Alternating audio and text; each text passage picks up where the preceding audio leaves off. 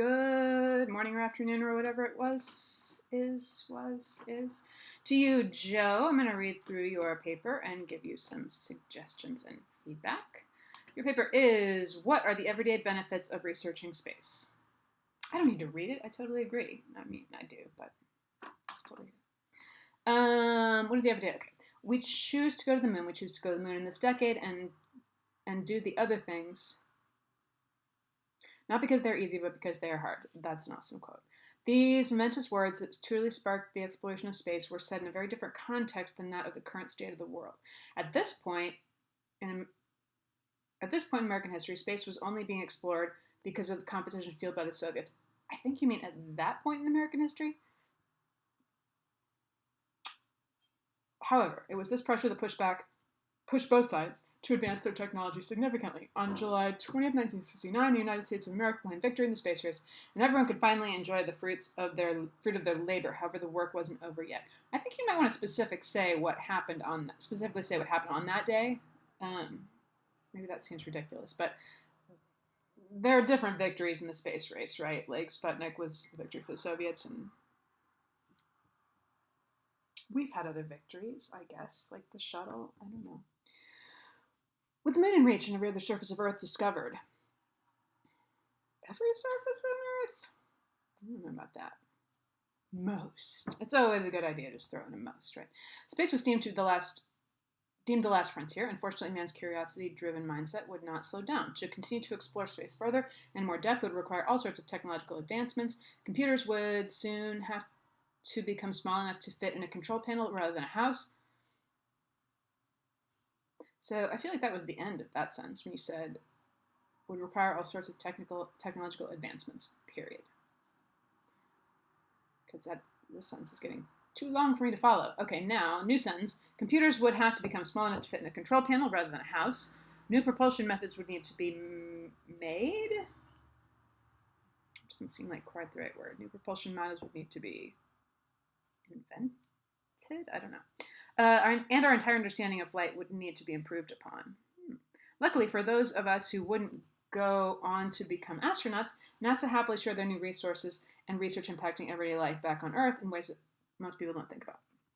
First of all, most obviously, the technological benefits we gained. Huge jumps in medicine have been achieved, most notably the CAT scan, which was derived from digital imaging technology developed by the Jet Propulsion Laboratory.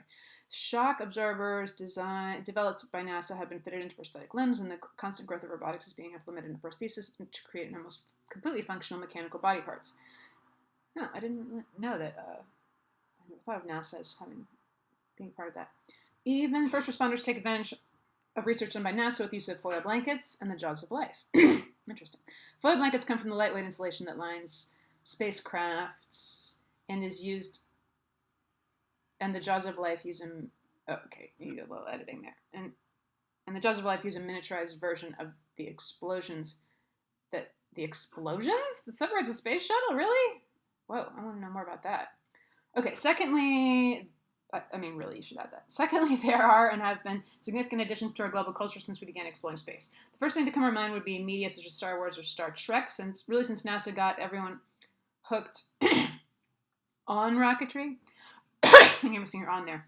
A whole new genre of sci-fi has been created, and the concept of space being the last frontier was born. I'm like 99% with you. I would say like Jules Verne was doing this before any of those people. But definitely like on television and in the movies, like that's when this happens for sure. Movies and TV shows like these inspired large groups of people to begin creating their own technologies and eventually contribute toward the exploration of space as well. It'd be cool to have an example there of someone who would speak to that. Our understanding of our place within the galaxy has also divided humanity on an astronomical scale, leading to such questions as, quote, are we and our planet unique? Is there life elsewhere in the universe? Excuse me. These are questions that everyone simpleton or genius wants to know the answer to. I think so. Thirdly, and probably the most overlooked, the political impact on a global level. Space post-Cold War has been the only frontier that the entirety of humanity has worked together on to explore. Yes. Space has been globally accepted as neutral space until recently should not be militarized. Wait. Space has been globally accepted as neutral space, and that until Yeah, you did a little editing there. That doesn't make sense. Personally, the idea of the Space Force disgusts me regardless the scientific part. Yeah, sorry. I just was personally touched by that as well. Regardless of the science, and I wasn't expecting the word disgusted right there. And I'm like, ooh. Regardless of the scientific part of cosmic traveling, will maintain its cultural diversity and continue to be worked upon internationally, especially through the International Space Station. Yeah, I was wondering why you hadn't gotten to that yet. And through the upcoming Orion project. What's that? That will eventually, hopefully in the near future put man on Mars. Okay, that will include other countries, though. Researching the stars has ultimately become a worldwide olive branch that any nationality is welcome to participate in.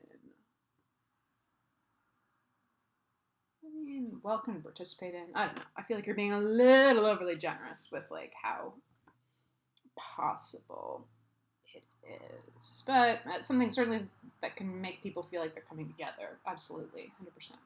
NASA has also helped create several rules and regulations within the United States that have benefited the country, and some, depending on your political views, that maybe don't. NASA had a large part in creating the Hazard Analysis Critical Control Point, which has significantly increased the quality of the food we can buy in stores. What? Our understanding of space has also enabled us to put up hundreds of satellites that allow us to stay connected regardless of location. However, similar satellites can be used for spying and some believe to overall control populations.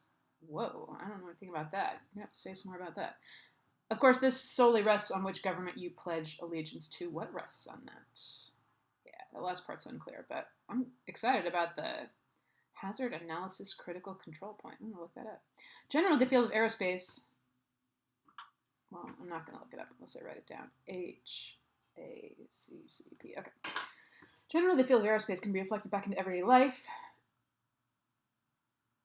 I think you mean can affect everyday life and create a positive impact on the world. Most people who find themselves working in places like NASA are dedicated toward finding real-world solutions to real-world problems, just not on Earth, but in the stars. Oh, it's so close. I love that.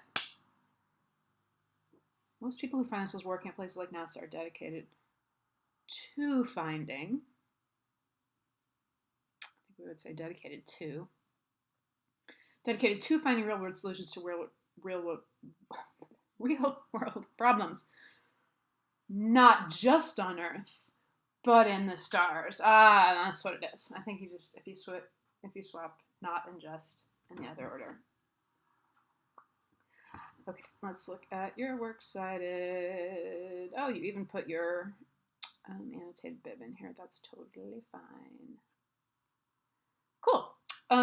So hopefully I've given you some ideas and suggestions that you can use in revising your paper, and have a lovely day.